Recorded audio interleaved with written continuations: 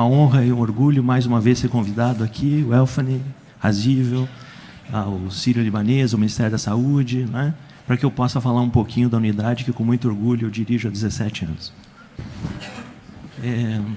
Hospital do Trabalhador de Curitiba, meu nome é Gessi, para quem não me conhece, eu sou médico de formação, ginecologista obstetra e diretor de um hospital de trauma. E aí começa uma coisa, mas isso não pode estar certo. Eu posso dizer a vocês que está certo porque é um parto difícil todo dia, né? Eu sou servidor público de carreira e isso me dá a legitimidade de conduzir uma máquina pública e a estabilidade ao longo do resultado que a gente tem conseguido ao longo de todos esses anos, muito embora as mudanças de governo tenham acontecido. Essa foi uma ousadia que eu aprovei em 2010. Num hospital público de um bairro de Curitiba, você propor ao conselho diretor de um hospital executar a gestão com a qualidade necessária, com o objetivo de se tornar o melhor centro público de trauma do país. E essa ousadia talvez tenha me trazido aqui na data de hoje, para poder estar conversando com vocês. Então, é possível. Bom, quem não conhece Curitiba, aqui nós estamos com a distribuição de todos os hospitais, e eu tenho aqui o Hospital Evangélico, um hospital importante da cidade, o Hospital Cajuru, e na região sul de Curitiba, o Hospital do Trabalhador. Nós somos o maior centro de trauma do estado do Paraná e atendemos no trauma, é um hospital que atende trauma exclusivamente, não emergência clínica, 63% do trauma grave de Curitiba, região metropolitana. Nós temos um prédio muito bonito, histórico, tombado, de 1947, que é a nossa fachada histórica. Mas nós temos, por outro lado, pelo acesso da via rápida, uma fachada moderna, e aqui eu destaco a importância da entrada do nosso pronto-socorro e o L-ponto, que se situa em cima do pronto-socorro. Isso permite que a vítima chegue entre o helicóptero e a sala de emergência em menos de 2 minutos. Ou seja, uma planta física voltada a atender o trauma grave de verdade. Quando nós vamos ver a estrutura do hospital, então nós temos 29 mil metros quadrados de área construída. Destas, a nossa unidade de emergência está com 1.000 metros quadrados e sofre uma ampliação o ano que vem para quase 2 mil metros quadrados de área construída. Nós temos um total de 232 leitos ativos, chegaremos a 300 nos próximos 6 meses, e o objetivo é que o complexo hospitalar chegue a 500 leitos nos próximos 2 anos. Nós temos 27 leitos na nossa unidade de emergência, e nós temos 40 leitos de terapia intensiva e até junho do ano que vem, mais 20 leitos de terapia intensiva.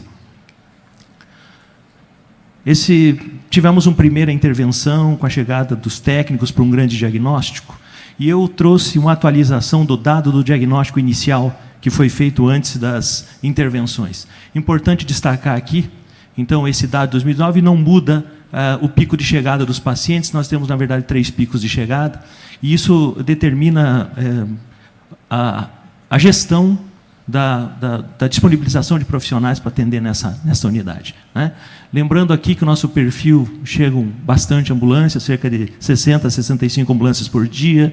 Nós temos uma taxa pequena de abandono pelo atendimento, uma urgência, e aqui o número de internações que representa a urgência para o hospital. Os 232 leitos, os 27 disponíveis, uma taxa média de ocupação de 87%, e aqui eu destaco uma coisa importante, 3,72 é a média de permanência no nosso hospital. Aqui nós pegamos um dia de agosto, né?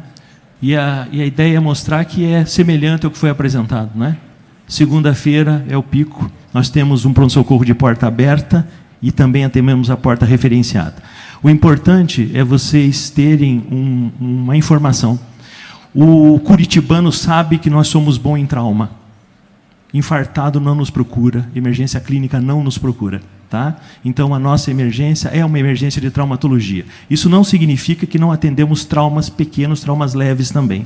Porque tanto as UPAs como a rede de Curitiba não tem ortopedista na rede. Isso justifica o que eu mostro aqui, né, de que nós temos pouco urgente e não urgente, que são traumas mais leves, que, teoricamente, poderíamos achar que o outro nível de assistência poderia já dar conta do recado. No entanto, como dizia o Elfane para mim, nós não estamos aqui para questionar quem nos procura, nós estamos aqui para atender, e se ele é simples, deve sair rapidamente do hospital. E aí vem a ideia do fluxo rápido. Bom, não diferente dos outros, né? 5S. Eu brinco lá que lá para nós é 17S, porque quando você chega é mais de 17 coisas no lugar que devia ter uma, né? E eu tenho uma outra brincadeira que eu faço, me perdoem aqui quem é da área de enfermagem, mas como se gosta de Tupperware, né? Então o diretor compra bastante Tupperware. É importante aqui, né, que foi possível diminuir o desperdício a partir do momento em que se organizou as coisas e produziu-se controle. Controle daquilo que ficava solto em instante e que se perdia o controle a partir do almoxerifado. Né, Almotolias 1000, no meu imenso Brasil, né, a coisa diminui quando se controla. Isso reduz custo. Né? Aí os Tupperware, né? Como diz minha esposa, mas aquele com tampa de silicone eu não tenho ainda. Né? Então é fantástico. Vamos em frente. Não diferente das outras imagens que foram mostradas a vocês, aqui nós temos uma imagem do Hospital do Trabalhador antes. Cheio, sempre cheio. Né? Aqui, eu já trouxe isso numa apresentação anterior, eu mostro a figura desse residente, né? Participando do processo com alegria, né? E vendo que pode dar certo. E engajá-los foi muito importante.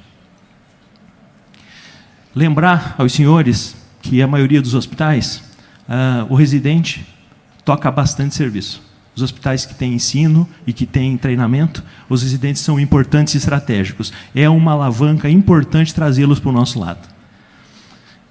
Aqui é uma imagem, então, portanto, a partir do momento em que nós já tínhamos uma situação sob controle, com espaço de decisão, e a situação já instalada e instituída.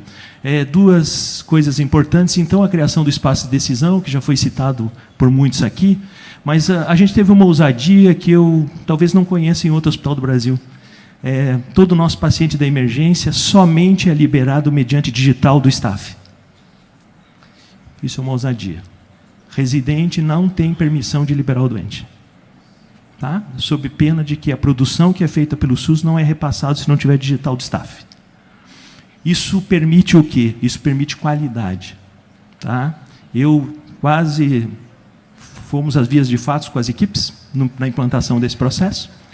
No entanto, hoje, durante algumas conversas com colegas, eles me dizem assim, Gessi, hoje eu tenho que lhe agradecer, porque no último plantão, se não fosse essa sua decisão, 4 fraturas pequenas, próxima à articulação, não seriam vistas e o paciente iria para casa com fratura no meu plantão. Então, o processo do atendimento é com acadêmicos residentes. Espaço de decisão chama o staff para decisão. Decisão é do mais qualificado. É uma dica para vocês. E digital, porque carimbo e senha se passa. Digital só se cortar o dedo.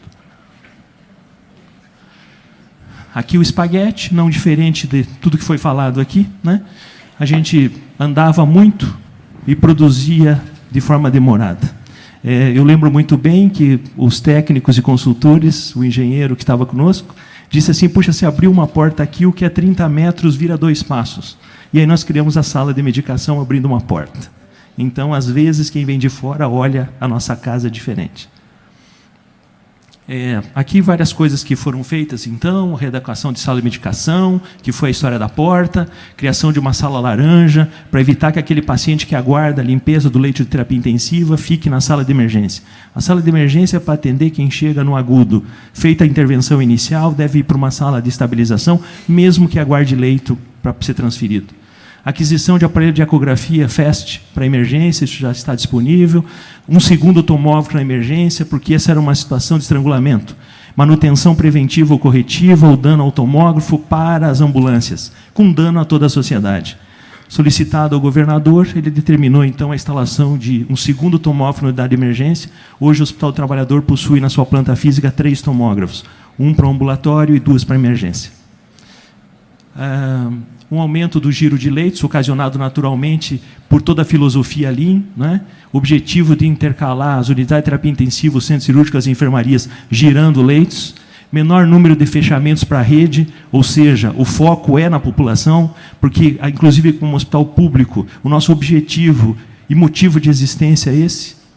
O espaço de urgência, portanto, mais humanizado, facilitou o fluxo, não esquecer que os colaboradores se sentem mais agradáveis, atendendo um lugar que o fluxo, não existe aquele entre macas, né, procurando a pessoa, e houve, com isso, natural aumento da motivação.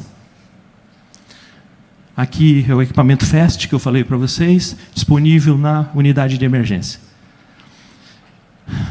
A sala de medicação que foi criada, que existia todo um processo para andar, pegar a medicação na farmácia, voltar, o que tornou o trabalho para as equipes de enfermagem muito mais humanizado. Aqui a sala laranja, era um espaço que era de conforto das equipes e que a gente retirou, transferiu para um outro local, e fizemos a sala laranja. Esse é o antes, esse é o depois no mesmo lugar. Mesmo dia da semana.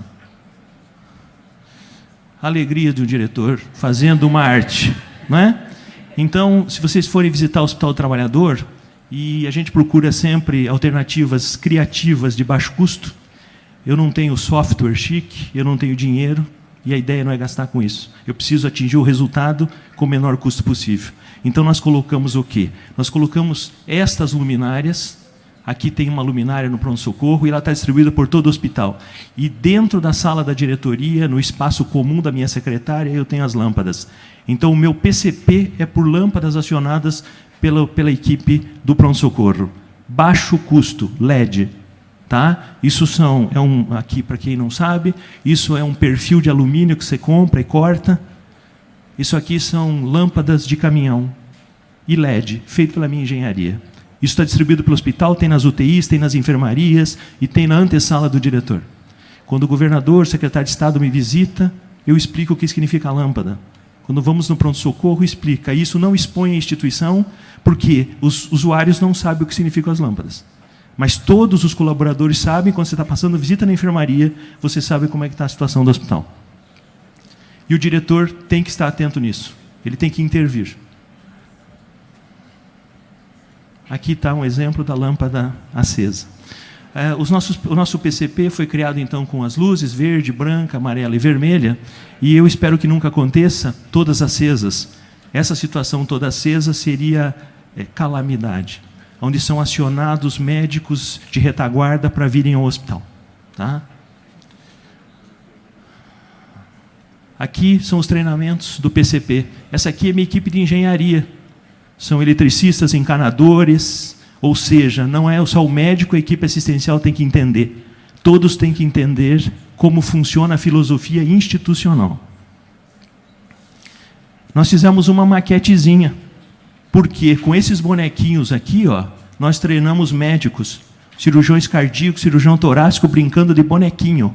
Eu dizia, como nós estamos no PCP1, como é que faz? E as pessoas mexiam nos bonequinhos. Todo mundo voltou a ser criança, pessoal.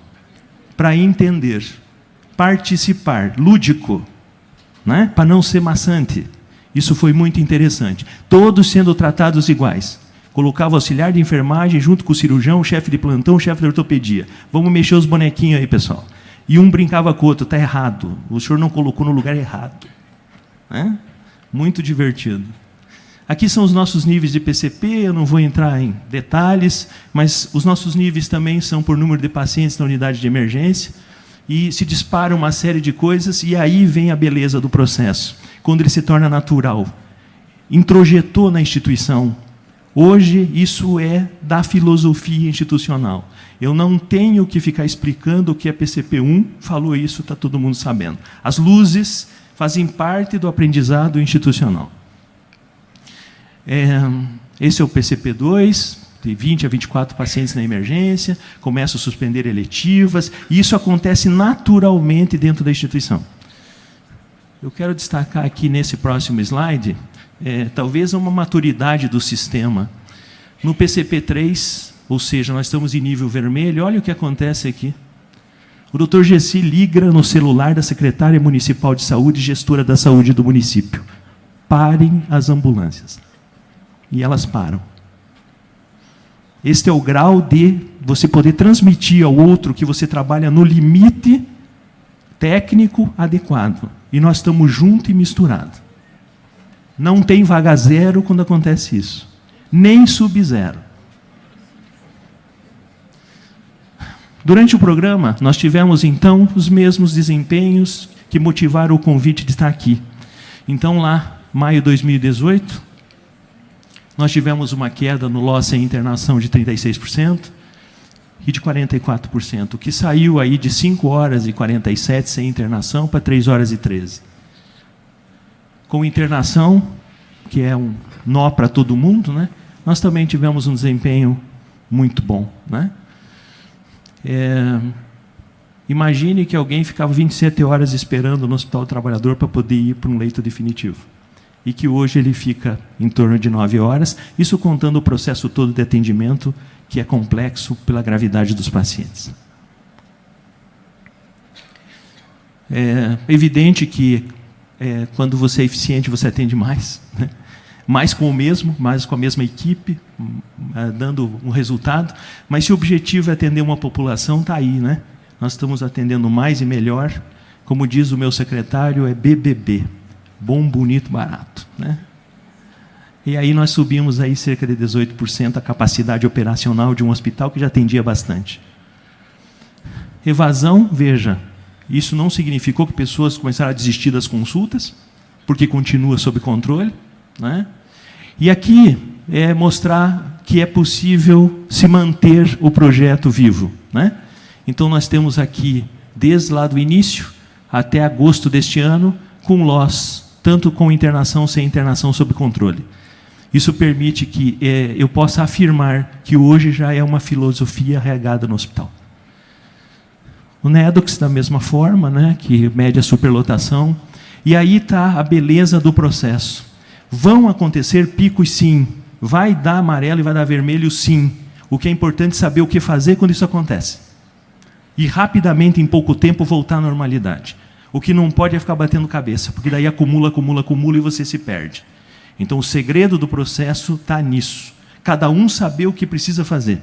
Na enfermaria, o cara tem que ir lá e dar alta mais cedo. No centro cirúrgico, agilizar. A Repai passa a ter um colchão e um elástico. Certo? E a UTI vai ver quem tem condições de antecipar a alta. E a enfermaria, com o serviço social, vai ver quem pode ir para casa. E tem que chamar essa família. E a ambulância social, a ambulância do hospital, pode levar em casa. Então, isso é uma máquina, é uma engrenagem. Na outra vez, eu até falei, para mim, tem uma engrenagem, e o Lean é o óleo de oliva. E ele faz a engrenagem girar. Estamos cheios, né? Evidentemente, com essa número de ambulâncias chegando, pacientes por todo lado, evidentemente ocupamos bastante nossos leitos. Tem uma preocupação muito grande em trabalhar sempre o cuidado com a média de permanência. A unidade de emergência, então nós atendemos aí maio uma média, isso é média, o volume médio de pacientes, ano, né? E a chegada de ambulâncias, porque evidentemente mais competência, mais ambulância. Aqui, junho de 2018 depois do Lean, agosto de 2019, mostrando que estamos mantendo a mesma situação. Eu queria agradecer muito, mais uma vez, o Elfani a oportunidade, a Zível e todos aqueles que estiveram convivendo conosco no Hospital Trabalhador, e dizer uma coisa para vocês. Acreditem, pessoal, é possível. Fácil não é, mas é possível. Quando começou, existe uma resistência. O ser humano resiste naturalmente à mudança. Não tire o meu chinelo daí, porque eu gosto que ele seja aí. Né? Eu digo para isso aí, a atitude de alguém que já tem um costume. Não necessariamente o chinelo fica num lugar que não atrapalhe os outros. A gente tem que mexer com o poder das pessoas. E para isso, e é por isso, que em todas as vezes que aconteceu, foi o diretor-geral que veio aqui. Porque eu encabeço e conduzo o processo de ponta a ponta e monitoro todo o tempo. Porque eu represento a instituição. E eu represento o olhar do paciente. Porque ele é o único foco que move o Hospital Trabalhador. Muito obrigado.